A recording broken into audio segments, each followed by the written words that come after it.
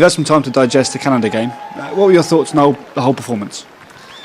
Similar to yesterday, really. I haven't watched it back. It was a very positive performance from us. We knew at the start of the game what a tough challenge it would be. We wanted to start on the front foot. We did that, got the early goal, and I thought in the first half we were the dominant team.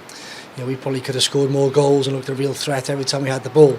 Second half we had to show another side to us, a lot of resilience, a lot of character, some good organisation. So reflecting back, it was another positive performance, another step forward, which is important, and puts us in a good place now to go and enjoy the game on Wednesday. The 3 games you've had so far, I can only assume that you've picked up plenty of negatives and positives.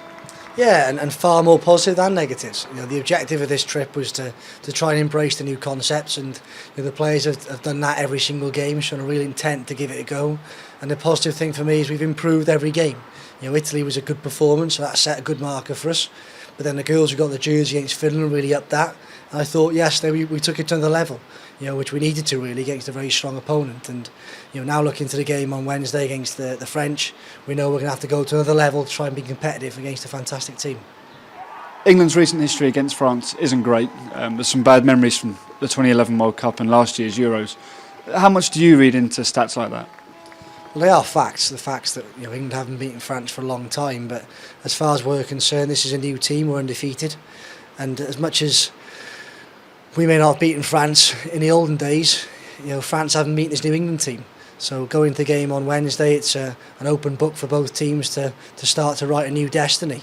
They've got a new coach, we've got a new coach, we've got a new way of playing. They've slightly adapted their way of playing. I think it's a really exciting time for us to go into the game, be positive, and see where we're at. And it'll certainly be a good barometer for us because France are one of the top nations in the world.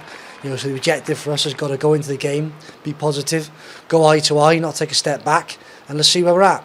If we're not good enough to win the football match, then to be honest, that's where we expect to be at the moment. It's a really early in our development process, but if we go into it and we show that mentality, then I think we'll give ourselves a good chance, but certainly we'll know at the end of the game exactly where we're at and where we can go from there. Is it games against teams like France and Canada? Are they the games that players and coaches want to be involved in? I think so. The games where that you've got to be at your best to be competitive.